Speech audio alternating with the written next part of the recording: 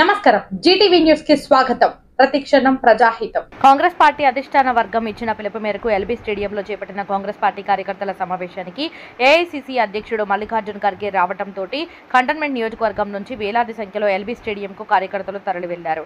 Cantonment MLA Shri Ganesh ఆధ్వర్యంలో మహిళలు కార్యకర్తలు జెండాలు చేపట్టి బస్సుల్లో, వాహనాల్లో, ద్విచక్ర వాహనాల్లో, జీపుల్లో తరలి వెళ్లారు. ఈ సందర్భంగా శ్రీ గణేష్ మాట్లాడుతూ కాంగ్రెస్ పార్టీ పేదల పార్టీ అని ఖర్గే ఆదేశాల మేరకు బూత్ కమిటీలు, డివిజన్ నాయకులతో ఏర్పాటు చేయనున్న సమావేశానికి ఇలాంటి అవకాశం పార్టీ అధ్యక్షుడు ఇవ్వడని వచ్చే 10 సంవత్సరాలు కాంగ్రెస్ పార్టీ అధిష్టానంలో ఉంటుందని ఆయన ధీమా వ్యక్తం చేశారు.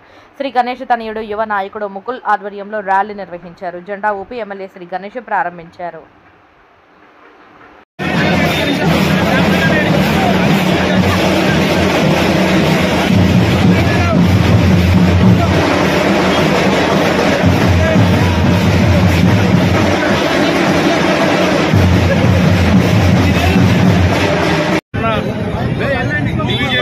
గ్రామ స్థాయి,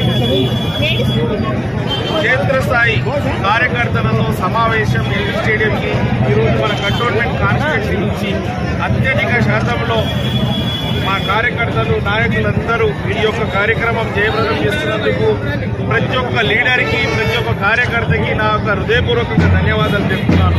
ఈరోజు ఈ యొక్క సమావేశం ముఖ్య ఉద్దేశం, ఏఐసీసీ ప్రెసిడెంట్ చరిత్రనే ఫస్ట్ టైం ఇంతమంది రాష్ట్రంలో ఉన్న కార్యకర్తలతో మీటింగ్ ఏర్పాటు చేయడం.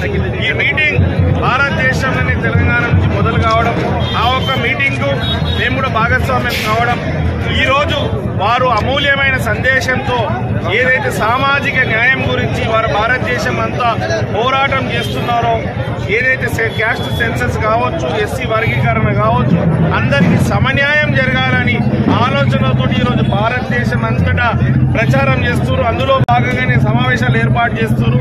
ఇక్కడ ఈ రోజు మన తెలంగాణ రాష్ట్రంలో మన హైదరాబాద్ ఎల్బీ స్టేడియం అవుతుంది.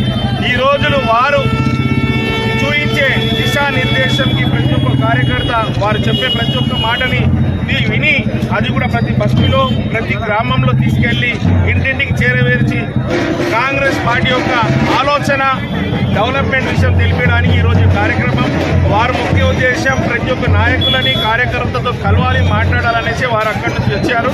వారికి ఘన స్వాగతం పలకడానికి, ఈ యొక్క సభని జయప్రదం చేయడానికి మేమందరం ఇక్కడ తరలి వెళ్తున్నాం. డీసీసీ ప్రెసిడెంట్ గారు, సీఎం గారు, పొన్నం ప్రభాకర్ గారు, శ్రీధర్ బాబు సార్ గారు ఆదేశాలతోటి ఈరోజు ఇంత పెద్ద ఎత్తున 1-2 రోజుల ముందు చెప్పాలని ఇంతమంది వచ్చినందుకు పేరున అందరికీ ధన్యవాదాలు. మీరు కూడా ఈ కవరేజ్ చేసినందుకు మీకు కూడా ధన్యవాదాలు.